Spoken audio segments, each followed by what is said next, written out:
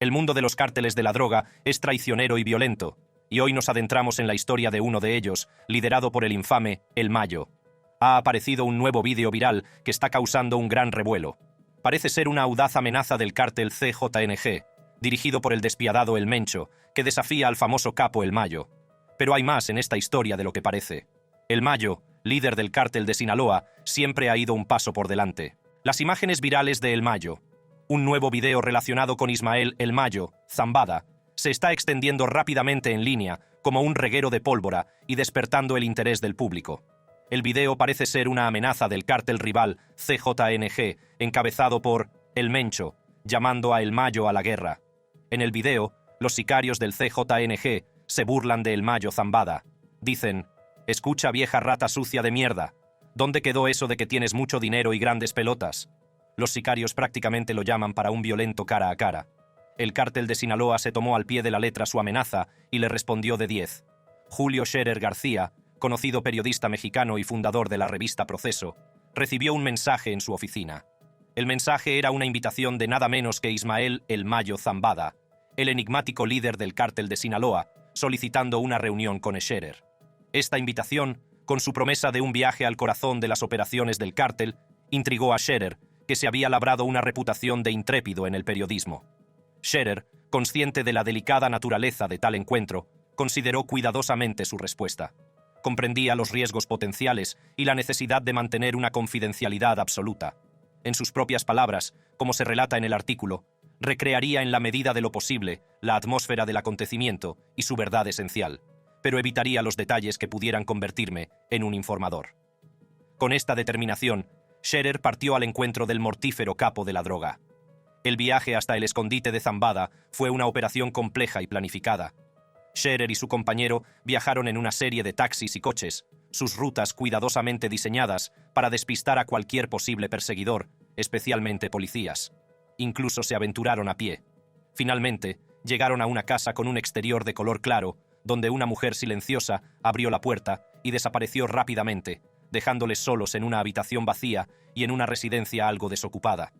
A la mañana siguiente, salieron en una furgoneta con un vehículo de escolta detrás. Después de viajar un rato, finalmente llegaron a una colina, y allí, bajo la plenitud del sol, se encontraron con el escondite de El Mayo Zambada, el capo de la droga con una recompensa multimillonaria por su cabeza. Ismael Zambada saludó a Scherer con un apretón de manos y unas palabras de bienvenida, expresando su interés por conocer al periodista. Zambada vestía un atuendo informal, pero bien cuidado, con gorra y un bigote cuidadosamente recortado que sugería un sutil aire de autoridad. La entrevista comenzó con una pregunta de Scherer sobre el hijo de Zambada, Vicentillo, a la que el narcotraficante respondió con una mezcla de orgullo y tristeza. Compartió detalles de su vida familiar, presentando a su esposa, a 5 mujeres a las que se refería como hijas del bosque, y a su numerosa prole de nietos y bisnietos, todos los cuales vivían con él en el bosque, su autoproclamado hogar y protección. Cuando Scherer le preguntó por el miedo constante a ser detenido, Zambada expresó su temor a ser encarcelado. A continuación, criticó el enfoque del gobierno en la lucha contra el narcotráfico, reconociendo su derecho a perseguirle, pero denunciando las bárbaras acciones del ejército, que en su opinión solo alimentaban el ciclo de la violencia.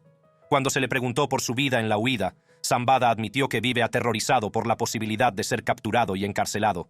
Le dijo a Scherer: «Me aterroriza que me encarcelen». Este miedo es tan profundo que Zambada incluso contempló el suicidio como un resultado potencial, declarando: «Me gustaría pensar que, sí, me suicidaría si se enfrentara a la captura». Durante la entrevista, Zambada reveló que había sentido el aliento de los militares en su cuello al menos 4 veces. Atribuyó a su conocimiento del campo, el bosque, los ríos y las rocas el éxito de sus huidas. Sin embargo, reconoció el peligro siempre presente, afirmando: «Me atraparán si me vuelvo complaciente, descuidado, igual que el Chapo», en referencia a la captura y posterior fuga de Guzmán casi una década antes.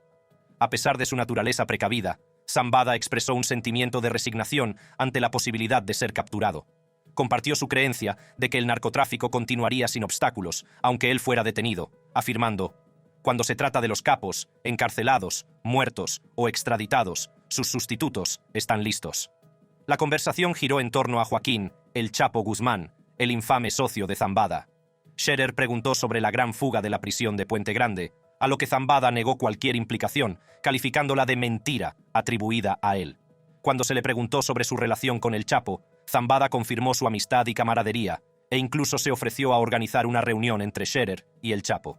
Cuando la entrevista llegaba a su fin, Zambada sorprendió a Scherer sugiriéndole que se tomaran una fotografía juntos. La publicación de esta entrevista a Ismael El Mayo Zambada por la reconocida revista mexicana Proceso desató la polémica y suscitó preocupación por la intimidación y la libertad de prensa en el país. Según Margarita Carreón, jefa de ventas de la revista, casi todos los ejemplares del número destinados a su distribución en Sinaloa fueron comprados por 2 hombres no identificados, lo que dificultó su disponibilidad en la región. Carreón cree que la compra masiva de ejemplares puede haber sido un intento de impedir que los habitantes de Sinaloa lean la revista, en particular debido a un artículo que la acompañaba y que vinculaba al magnate de la droga con un político local. Sugiere que la intimidación tiene menos que ver con la entrevista en sí y más con la revelación de posibles conexiones políticas en la región. Aparte de todos estos escondites secretos y conexiones políticas, estos escurridizos capos de la droga van casi siempre un paso por delante de la ley y el orden. Líderes de cárteles escurridizos que eluden a las autoridades. La capacidad de Ismael El Mayo Zambada García para eludir la captura de las autoridades policiales durante décadas es un aspecto fascinante e intrigante de su carrera delictiva. A pesar de ser uno de los capos de la droga más buscados en México y Estados Unidos, El Mayo ha conseguido ir un paso por delante de la ley, lo que no ha hecho sino aumentar su estatus legendario en el submundo criminal.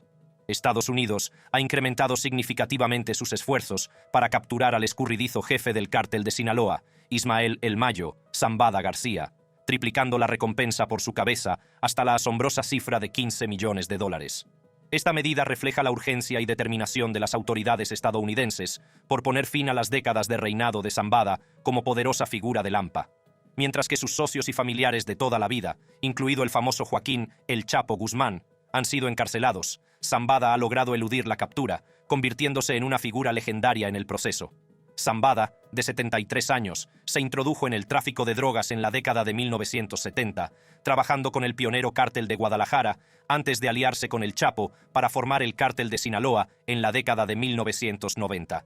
Mientras sus socios se enfrentaban a la captura o la muerte, Zambada mantuvo un perfil bajo, incluso alardeando en una rara entrevista de sus 4 escapadas por los pelos de las autoridades. Aunque él ha permanecido libre, su familia no ha tenido la misma suerte. Varios de sus hijos, su hermano y su sobrino, han sido detenidos a lo largo de los años. El aumento de la recompensa sitúa a Zambada como el segundo presunto narcotraficante mejor recompensado de México, justo por debajo de Rafael Caro Quintero, que tiene una recompensa de $20 millones por su presunta participación en el asesinato de un agente de la DEA en 1985.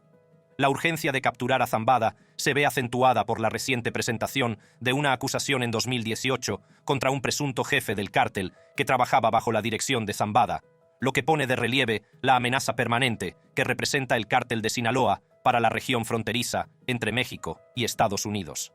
Las autoridades estadounidenses también han identificado a Sergio Valenzuela Valenzuela, alias Chigio, como una figura clave en la organización de Zambada.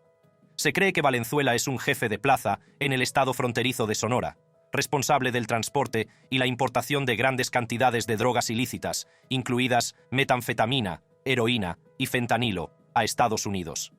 El Departamento del Tesoro de Estados Unidos lo ha designado traficante extranjero de narcóticos significativo, señalando el papel fundamental que desempeña en el tráfico de drogas entre ambos países. La avanzada edad de El Mayo y el hecho de que haya eludido la captura durante tanto tiempo pueden haber creado una sensación de leyenda y misticismo a su alrededor que podría disuadir a los informantes de presentarse. La idea de que es una figura intocable y legendaria le ha ayudado a permanecer oculto.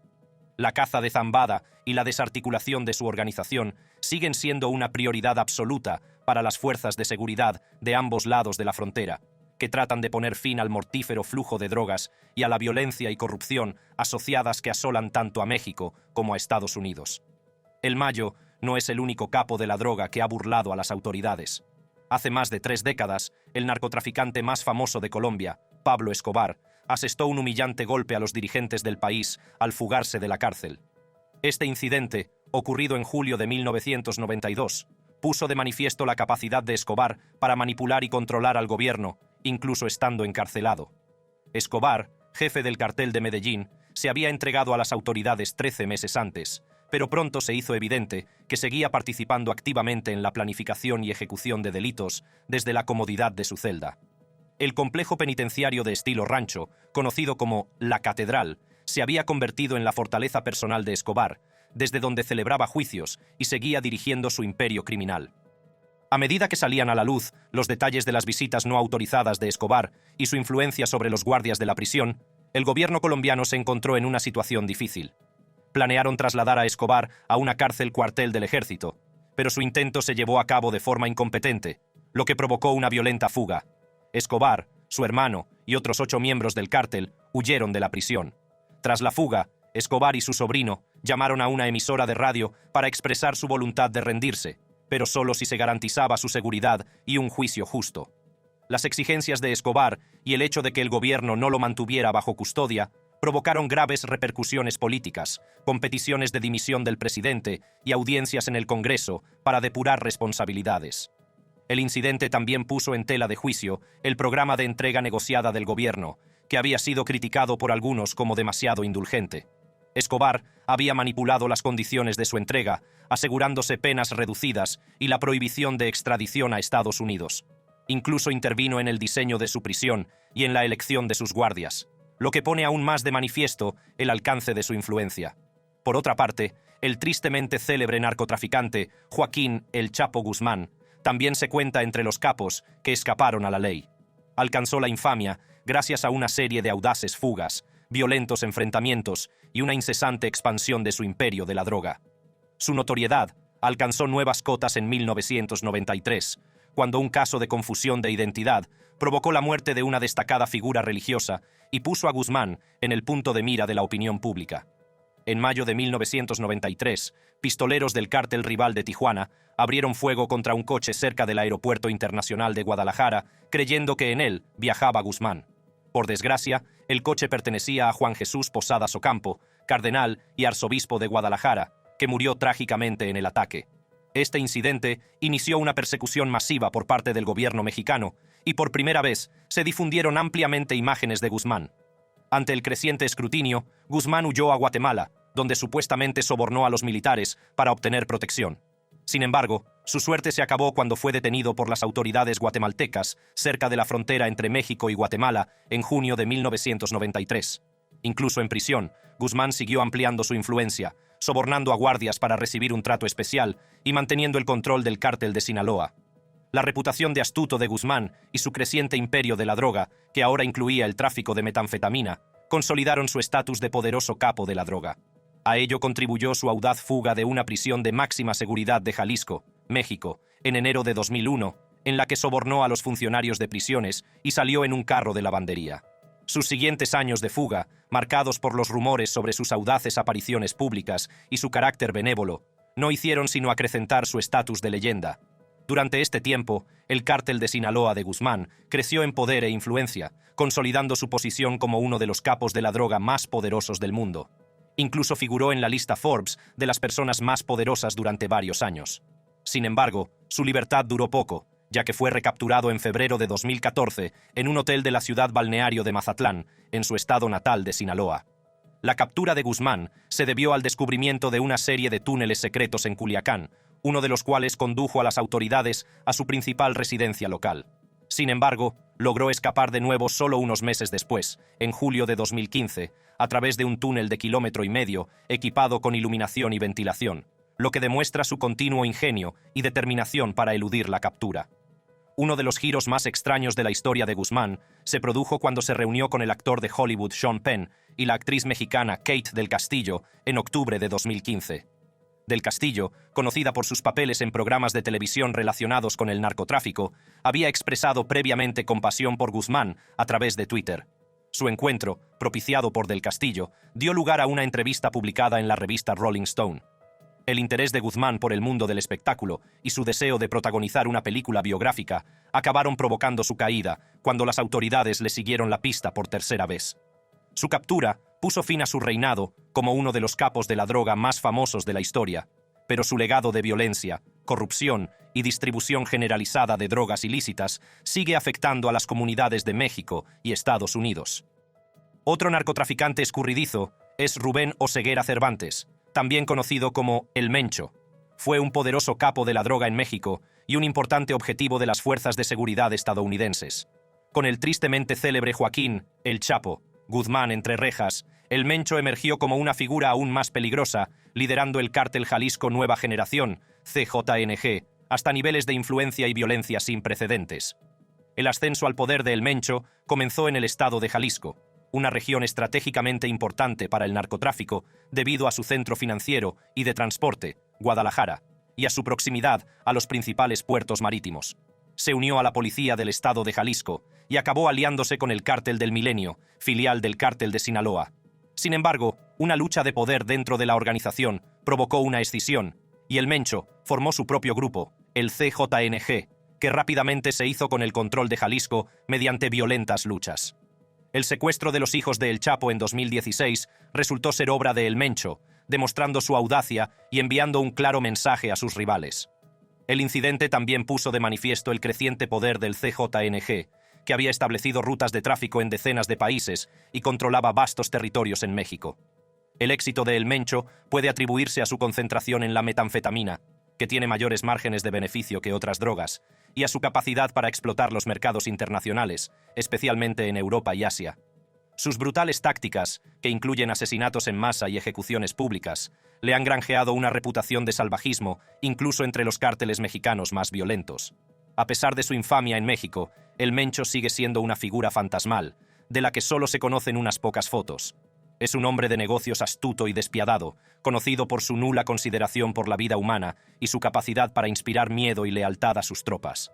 La intimidación y corrupción de las fuerzas del orden por parte de su organización han consolidado aún más su poder. La DEA ha estado trabajando para localizar a El Mencho, pero este se las ha arreglado para ir un paso por delante, a menudo ayudado por filtraciones de inteligencia y la corrupción de funcionarios mexicanos.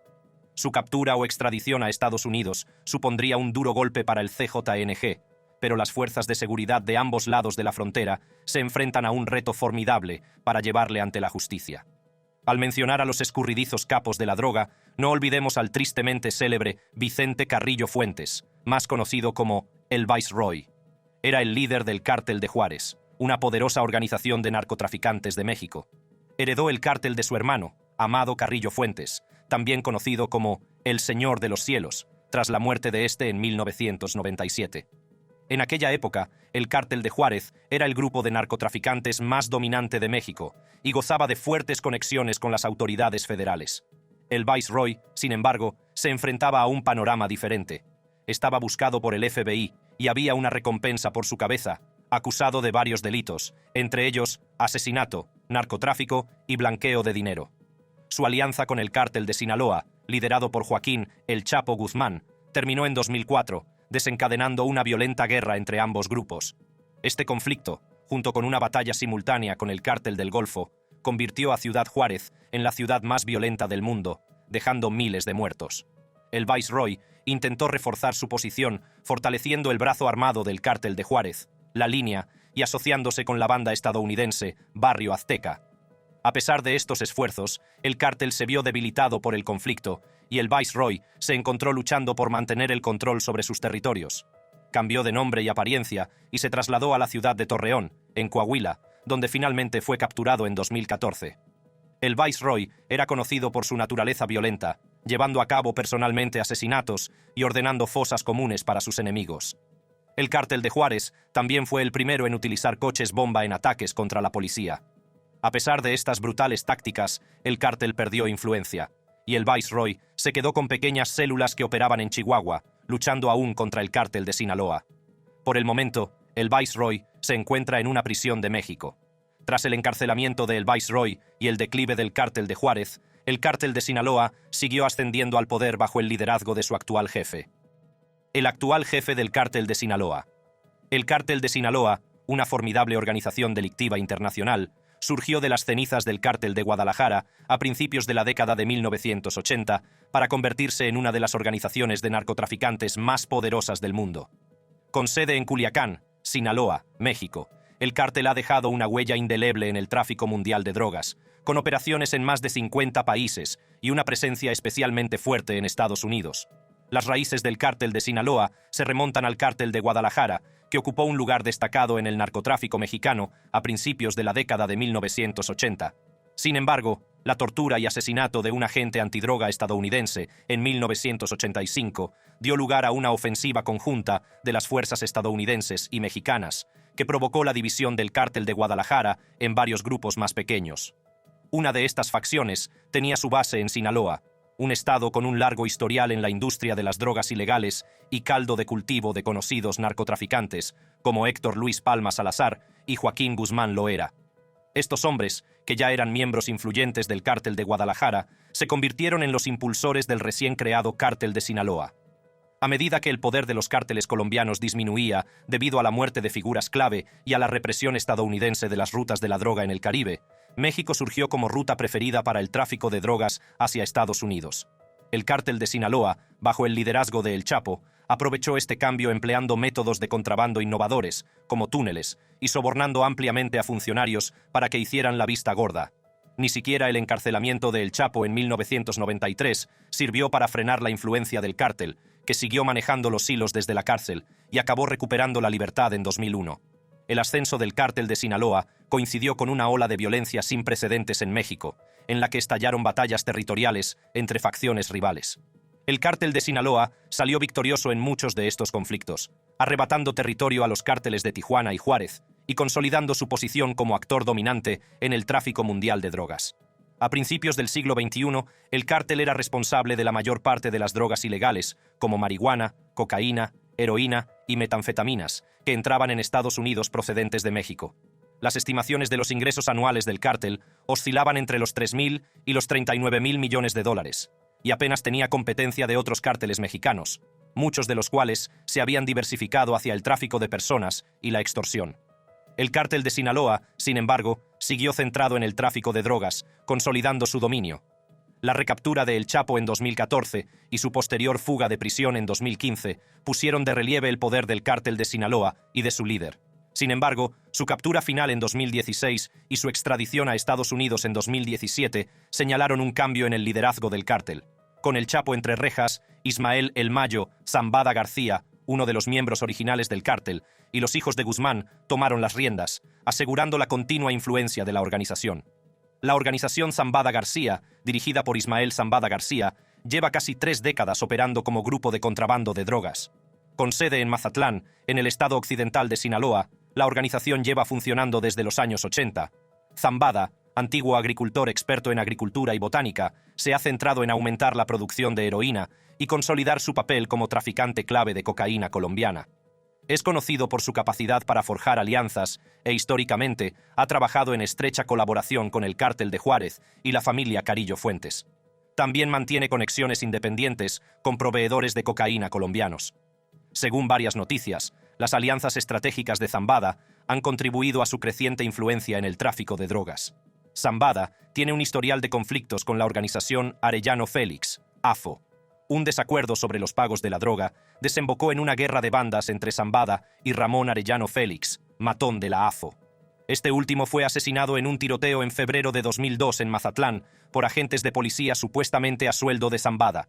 Tras la muerte de Ramón y la captura de su hermano, Benjamín, Zambada trató de ampliar su control sobre las operaciones de la AFO en los estados de Sinaloa, Jalisco y Michoacán, desencadenando una violenta guerra de bandas con facciones leales al heredero de la AFO, Francisco Javier Arellano Félix. Zambada también ha estado implicado en el asesinato del jefe de policía de Tijuana, Alfredo de la Torre, en febrero de 2000. A pesar de su hostilidad hacia la AFO, Zambada mantuvo un pacto de no agresión con Joaquín El Chapo Guzmán Loera, jefe de otra banda de narcotraficantes de Sinaloa. La expansión de la empresa de narcotráfico de Zambada ha llegado más allá de Sinaloa, con su familia política en Valladolid, estado de Yucatán, extendiendo sus operaciones a la península de Yucatán. Se han identificado células de la organización en varios estados mexicanos, como Sinaloa, Yucatán, Jalisco, Michoacán, Campeche, Quintana Roo y Tabasco.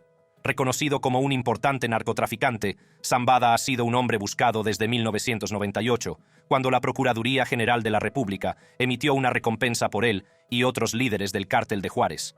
En mayo de 2002, la administración Bush designó a Zambada capo del narcotráfico, sujeto a sanciones en virtud de la Ley de Designación de Capos Extranjeros del Narcotráfico. Esta acción puso de manifiesto la creciente amenaza que representaba la organización de narcotraficantes de Zambada. Héctor Berreyes, ex supervisor y agente especial de la DEA, habla sobre el abultado patrimonio neto del capo de la droga.